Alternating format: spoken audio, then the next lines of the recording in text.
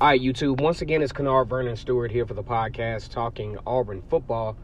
Here for Vernon Speaks Sports, Auburn and Auburn football sports talk. Go ahead and like this video, comment, and subscribe to the channel. And as always, it's great to be an Auburn Tiger or Eagle. The number 15 Auburn Tigers take on the Samford Bulldogs out of Birmingham, Alabama. This team competes on the FCS level. For those of you all who don't know, that used to be Division I AA football. Now it's called the FCS. They compete in the Southern Conference, where right now they are 5-6 and 4-4, and arguably a pretty balanced team for a FCS school. They've competed very well in their particular conference. Got a couple of teams that were actually ranked that they played very well against. Also, they have a very balanced football team. They can throw the football and they can pass, and this will be a nice challenge for Auburn's defense, who are looking to pitch their first shutout of the year. Can they do it? I think this is a defense that has been probably one of the more sound defenses in the country. They have competed very well against some of the better offenses in the country. You talk about LSU, Georgia, Florida, and Oregon. As a matter of fact, Oregon is actually lighting it up out in the Pac-12. LSU was averaging about 50 points per game. Georgia not necessarily lighting it up, but a very strong offensive line and a veteran quarterback.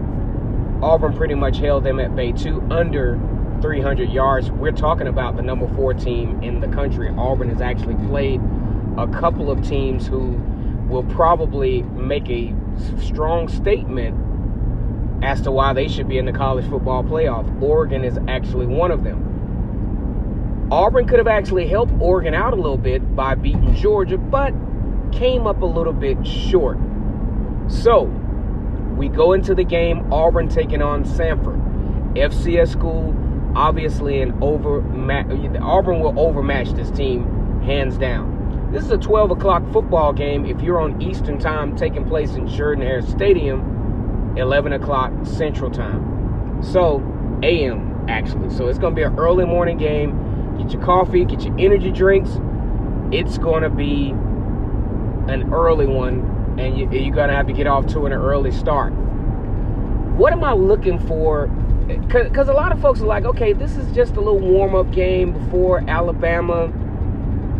What am I really looking for in a game like this? Well, number one, I'm looking for Bo Nix to really shore up some of the fundamental errors that have plagued him throughout the year. Whether it was the overthrows, whether it was passing to the non-play side shoulder, like the pass to Harold Joyner in the Georgia game that was really costly, cost them an actual monumental comeback in that game. I think Harold Joyner probably goes for about 15, 20 yards, maybe even scores on that play.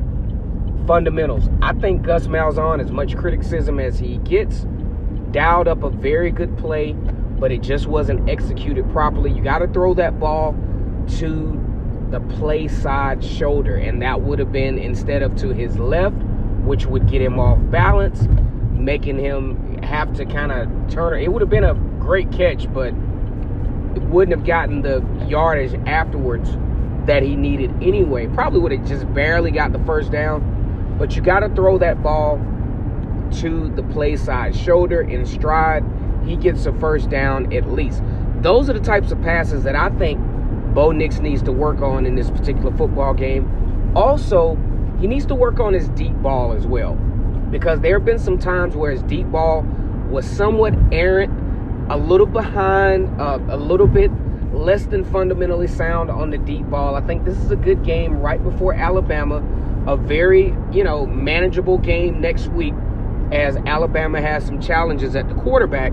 I think this is a great time for Bo Nix to really shore some of the fundamental issues up, and that's where the quarterback development comes in with Gus Malzahn, Kenny Dillingham, and maybe Cody Burns. So that's what I'm looking for Bo Nix, becoming a little bit more fundamentally sound, a little bit more patient, continuing to navigate through the pocket, and hopefully, I'm not going to even make this a bullet point, but hopefully his offensive line will continue to make, pretty decent pockets for him and give him some opportunities to be successful.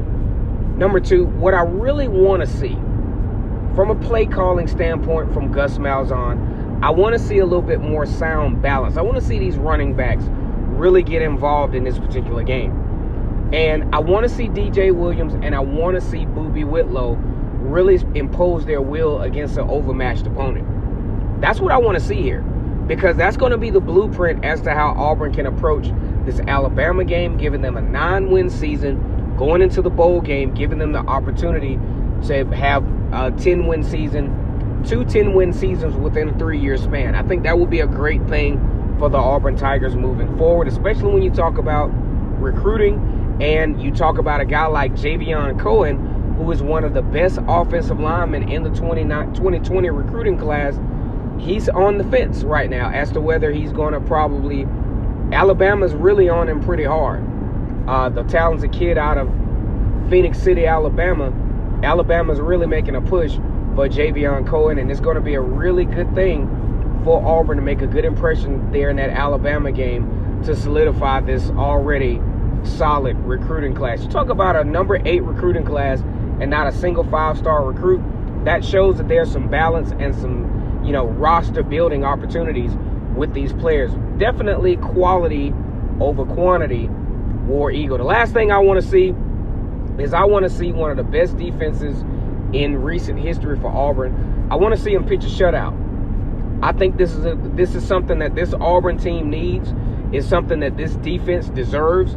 Is for all of their effort to at least have one game where they pitch a shutout, where they continue to play completely dominant, and they can do so against the FCS opponent in Samford at home right before the Iron Bowl.